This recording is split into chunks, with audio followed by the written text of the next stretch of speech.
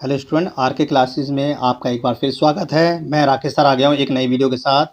Class 8th का ये political science का 4th चैप्टर है न्यायपालिका।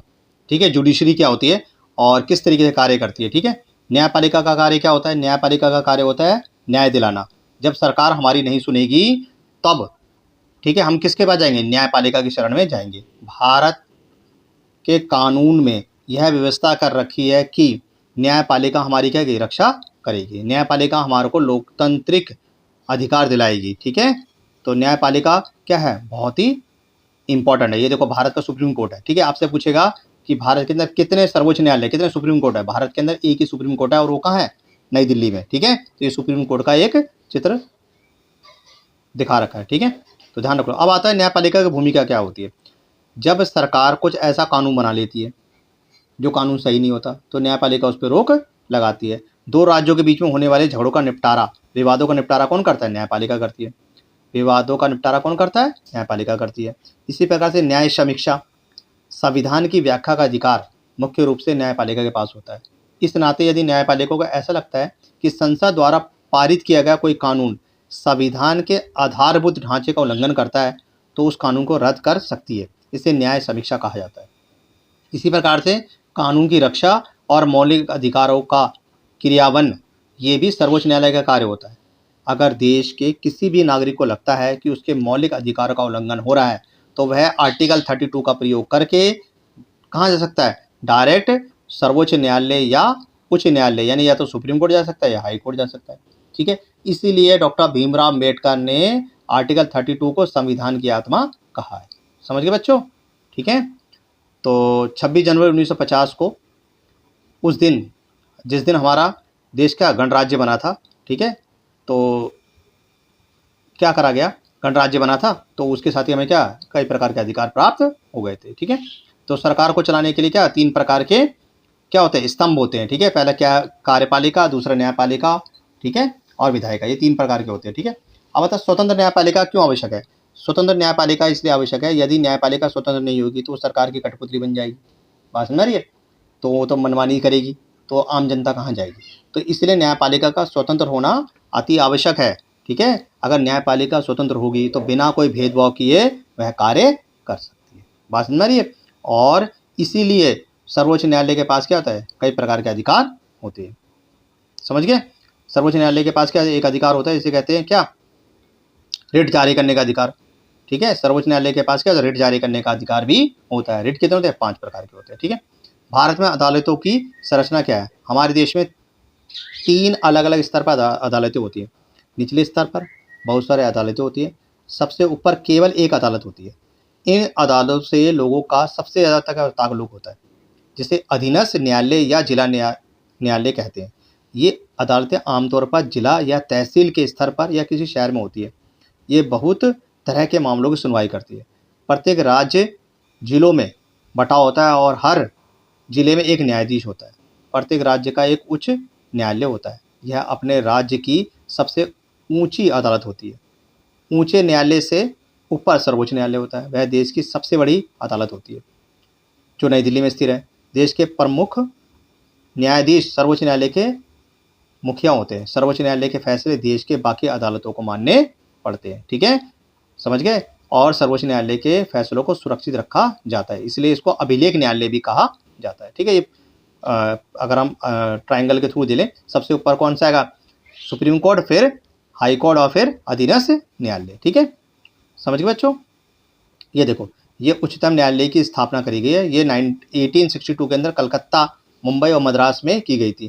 3 प्रदेश शहर थे। दिल्ली उच्चतम न्यायालय का गठन 1966 में हुआ। आज देश में 25 क्या है? उच्च न्यायालय है। बहुत सारे राज्य के अपने उच्च न्यायालय है, जबकि पंजाब हरियाणा का एक साझा उच्च न्यायालय चंडीगढ़ में है। दूसरी तरफ 4 पूर्वोत्तर राज्य जैसे असम, नागालैंड, मिजोरम, अरुणाचल प्रदेश के लिए गुवाहाटी में एक उच्च न्यायालय रखा गया है। 1 जनवरी 2019, ठीक है, में आंध्र प्रदेश, अमरावती और तेलंगाना, हैदराबाद में अलग अलग उच्च न्यायालय हैं। ज़्यादा से ज़्यादा लोगों के नज़दीक पहुंचने के लिए कुछ उच्च न्यायालयों की राज्य के अन्य हिस्सों में बेंच भी होती है। ठीक है, ये मद्रास उच्च न्यायालय का एक चित्र है। ठीक है बच्चों, समझ में आ रहा होगा। ठीक है, ये पटना उच्च न्यायालय, ठीक है, बिहार के अंदर ही बना हुआ पटना उच्च न्यायालय। इसी तरह से कर्नाटक उच्चतम न्यायालय। ठीक है, समझ गए, ऐसे न्यायालय बनाए जाते हैं। ठीक है, अलग अलग जगह बनाए जाते हैं। तो न्यायालय का काम क्या है? बेसिकली न्यायालय का काम क्या है? हमारी रक्षा करना, हमारे मौलिक अधिकारों की रक्षा करना। ठीक है, और हमारे अधिकारों की रक्षा करना। ठीक है, ये गुवाहाटी उच्चतम न्यायालय है। ठीक है, ये हमारी क्या रक्षा करेगा। इसी प्रकार से ये दक्षिण सिक्किम में एक जिला अदालत है जो हमारी रक्षा करेगा। तो विधि के अनुसार, कानून के अनुसार ये कार्य करता है।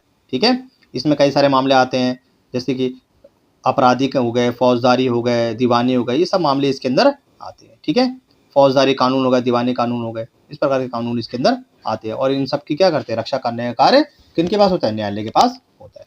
अगर हम देखते हैं फौजदारी कानून क्या होते हैं, फौजदारी कानून में जैसे चोरी हो गई, दहेज के लिए हो गया, औरतों को तंग करना, हत्या करना। ठीक है, और इसमें क्या होता है? सबसे पहले क्या होता है? FIR दर्ज करी जाती है। FIR की फुल फॉर्म क्या है? ठीक है, फर्स्ट इन्वेस्टिगेशन रिपोर्ट। ठीक है, दर्ज करी जाती है। उसके बाद अपराध की जांच की जाती है और अदालत में केस दर्ज कराया जाता है। अगर आप व्यक्ति दोषी पाया जाता है तो उसे जेल भेज दिया जाता है या जुर्माना लगाया जाता है। समझ में आ रही बात। इसी प्रकार से आता है दीवानी कानून। इसके अंदर कहता है जमीन की बिक्री, चीज़ों की खरीद, किराया, तलाक आदि संबंधी मामले दीवानी कानून के अंदर आते हैं। ठीक है, इसमें क्या होता है? इसमें न्यायालय में एक याचिका दायर की जाती है। अगर मामला किराए से संबंधित है तो वह मकान मालिक या किराएदार मुकदमा दायर कर सकता है। अदालतें राहत की व्यवस्था कराती है। उदाहरण के लिए, अगर मकान मालिक और किराएदार के बीच विवाद है तो अदालत यह आदेश दे सकती है कि किराएदार मकान को खाली करे और बकाया किराया चुकाए। ठीक है, तो इस प्रकार के जो मामले होते हैं वो कहाँ आते हैं? वो दीवानी कानून कहलाते हैं। ठीक है, तो हमारी रक्षा करने का कार्य किसके पास है? न्यायपालिका के पास है। क्या हर व्यक्ति अदालत की शरण ले सकता है? हाँ, हर व्यक्ति अदालत की शरण ले सकता है। समझ गए, क्योंकि हमारे को ये अधिकार प्राप्त है कि हमारी अगर कोई नहीं सुन रहा, सरकार हमारी नहीं सुन रही, कोई अधिकारी हमारी नहीं सुन रहा, ठीक है, तो हम न्यायालय की शरण में जा सकते हैं। ये देखो, ये चित्र बता रखा है जिसमें सूखा पड़ते हुए दिखा रखा है। ठीक है, या अनाज को एक स्थान से दूसरे स्थान पे ले जाते हुए दिखा रखा है। ठीक है, इसी प्रकार था PIL आता है। PIL में क्या है? ये होती है जनहित याचिका। ठीक है, 1980 के दशक में सर्वोच्च न्यायालय ने जनहित याचिका यानी PIL की व्यवस्था विकसित करी। इस तरह सर्वोच्च न्यायालय ने न्याय तक ज़्यादा से ज़्यादा लोगों की पहुंच स्थापित करने का प्रयास करा। न्यायालय ने किसी व्यक्ति या संस्था को ऐसे लोगों की ओर से जनहित याचिका दायर करने का अधिकार दिया जिनके अधिकारों का उल्लंघन हो रहा है। यह याचिका उच्चतम न्यायालय या सर्वोच्च न्यायालय में दायर की जा सकती है। न्यायालय ने कानूनी प्रक्रिया को बेहद सरल बना दिया और सर्वोच्च न्यायालय या उच्चतम न्यायालय के नाम पत्र भेजकर या तार भेजकर या टेलीग्राम के जरिए हम जनहित याचिका दायर कर सकते हैं। जनहित याचिका मतलब क्या है? जो आम लोगों से संबंधित, ठीक है, इन्वायरमेंट से संबंधित ये सब चीज़ें होती हैं, इसको हम जनहित याचिका कहते हैं। अब सर्वोच्च न्यायालय या उच्चतम न्यायालय के नाम पर हम जनहित याचिका लगा सकते हैं। ठीक है, शुरुआती सालों में जनहित याचिका के माध्यम से बहुत सारे लोगों को न्याय मिला है। समझ गए, तो इस प्रकार की क्या होती है? जनहित याचिका होती है। इसी प्रकार से आपने देखा होगा मिड डे मील हो गए। ठीक है, सरकार और सरकारी सहायता प्राप्त स्कूलों में बच्चों को दोपहर का भोजन दिया जाता है, इसको मिड डे मील कहते हैं। देखो चित्र में देख रहे हो, मिड डे मील। ठीक है, आपने देखा होगा इनकी व्यवस्था भी एक जनहित याचिका के फलस्वरूप ही करी गई थी। ठीक है, कि बच्चों को कम से कम एक मिनिमम क्या मिलना चाहिए? खाना तो मिलना ही चाहिए। ठीक है, तो क्या था इसमें? आर्टिकल 21 क्या कहता है? आर्टिकल 21 कहता है जीवन के मौलिक अधिकारों में भोजन का अधिकार सम्मिलित हो। ये आदेश दिया गया सरकार के द्वारा। ठीक है, सरकार को आदेश दिया गया था, किसके द्वारा? सर्वोच्च न्यायालय द्वारा। ठीक है, तो सर्वोच्च न्यायालय में एक PI लगाई गई थी कि सर्वोच्च न्यायालय में जनहित याचिका दायर करेगी। याचिका में कहा गया कि संविधान के अनुच्छेद 21 में दिए गए जीवन के मौलिक अधिकार में भोजन का अधिकार भी सम्मिलित है।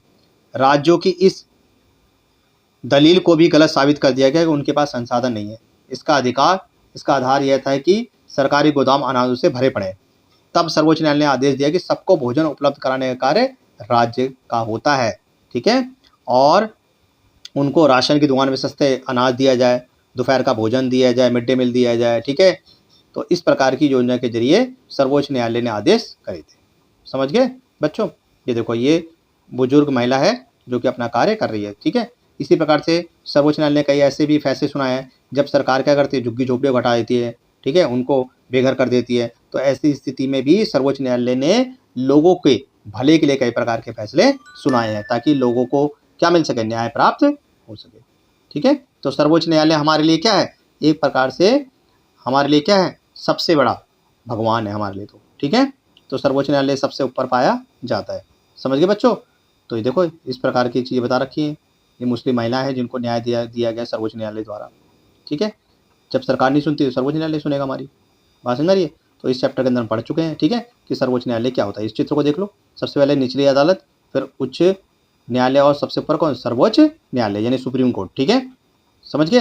पहला क्या है, सुप्रीम कोर्ट, हाई कोर्ट और लोअर कोर्ट। समझ गए? तो ये चैप्टर आपका खत्म हो गया पूरी तरीके से। ठीक है, आई होप आप सबको ये चैप्टर ठीक है अच्छी तरीके से समझ में आया होगा। ठीक है, ये देखो ये food to right, mid day meal, zero hunger का के बारे में दिखा रखा है। ठीक है चित्र, समझ गए? तो ये चैप्टर खत्म हो गया आपका, और जल्दी मिलते हैं आपसे एक नई वीडियो के साथ। ठीक है, ओके, बाय बाय।